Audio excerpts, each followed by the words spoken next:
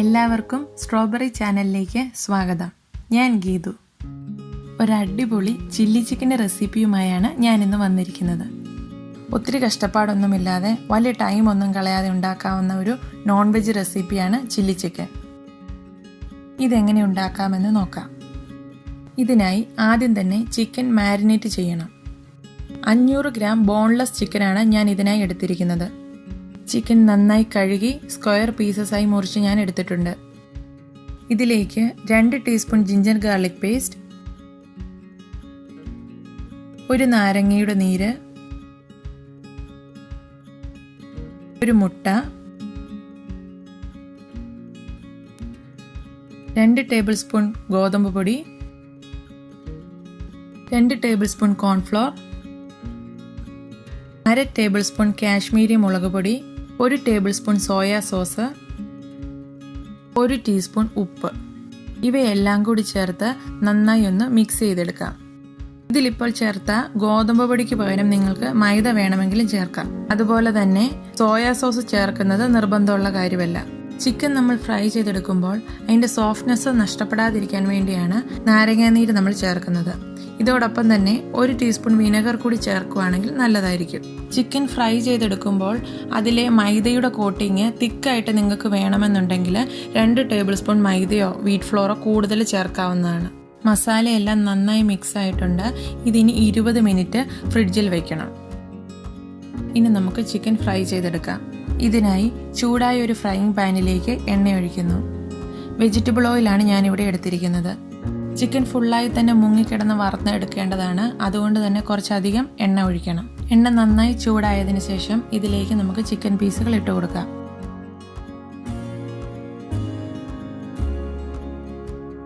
Chicken നന്നായി തന്നെ fry ചെയ്തെടുക്കണം.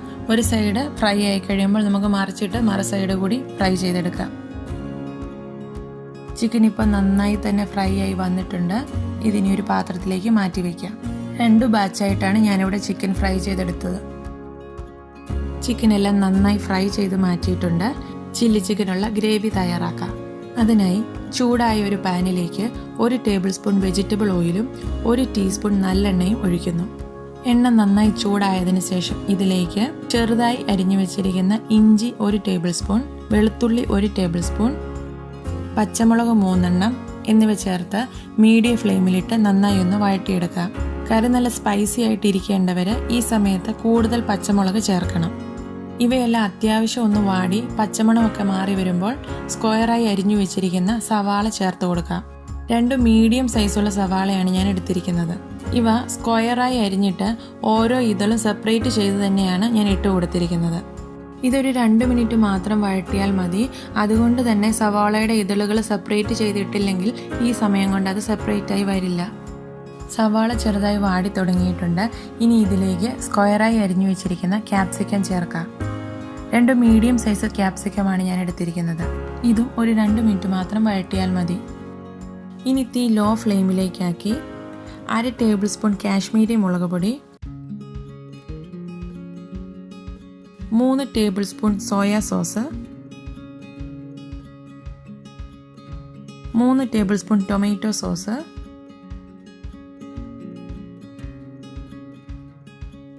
1/2 ടേബിൾ സ്പൂൺ ചില്ലി സോസ് കൂടി ചേർത്ത് നന്നായി ഒന്ന് ഇളക്കിയെടുക്കാം.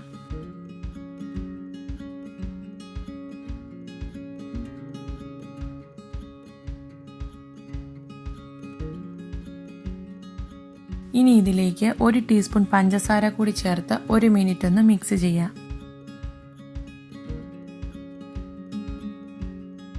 സോസ് എല്ലാം നന്നായി യോജിച്ചിട്ടുണ്ട്. ഇതിലേക്ക് 1/2 കപ്പ് ചൂടുവെള്ളം ചേർക്കുന്നു.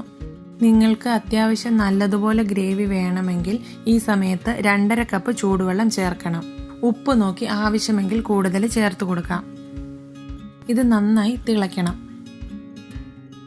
ഇതിപ്പോൾ നന്നായി തിളച്ചിട്ടുണ്ട്.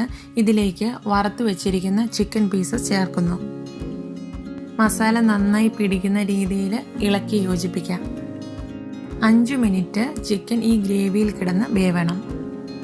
2.5 കപ്പ് വെള്ളം ചേർക്കുന്നവർ ഗ്രേവി ഒന്ന് കുറുകി കിട്ടുന്നതിനായി ഒരു 2 ടേബിൾ സ്പൂൺ കോൺഫ്ലോർ കുറച്ച് വെള്ളത്തിൽ കലക്കി ഇപ്പോൾ ചേർക്കേണ്ടതാണ്. ചിക്കൻ ഈ ഗ്രേവിയിൽ കിടക്കുമ്പോൾ ഈ ഗ്രേവി ചെറുതായി ഒന്ന് കുറുകി വരും. അതുകൊണ്ട് അതനുസരിച്ച് വേണം കോൺഫ്ലോർ ചേർക്കാൻ. ചെറുതായി അരിഞ്ഞ 1 ടേബിൾ സ്പൂൺ മല്ലിയില കൂടി ചേർത്ത് ഫ്ലെയിം നമുക്ക് ഓഫ് ചെയ്യാം. അങ്ങനെ വളരെ പെട്ടെന്ന് തന്നെ ചില്ലി ചിക്കൻ തയ്യാറായി കഴിഞ്ഞു. ഇത്ര സിമ്പിളായി ഉണ്ടാക്കാവുന്ന ചില്ലി ചിക്കൻ നിങ്ങൾ എല്ലാവരും ഒന്ന് ട്രൈ ചെയ്ത് നോക്കണം. എന്നിട്ട് ഇഷ്ടമായാൽ നിങ്ങൾ ലൈക്ക് ചെയ്യും, ഷെയർ ചെയ്യുകയും കമൻറ്റ് ചെയ്യുകയും ചെയ്യണം. അതുപോലെ തന്നെ നിങ്ങൾ ആരെങ്കിലും ഇതുവരെ ഈ ചാനൽ സബ്സ്ക്രൈബ് ചെയ്തിട്ടില്ലെങ്കിൽ സബ്സ്ക്രൈബ് ചെയ്യാനും മറക്കല്ലേ.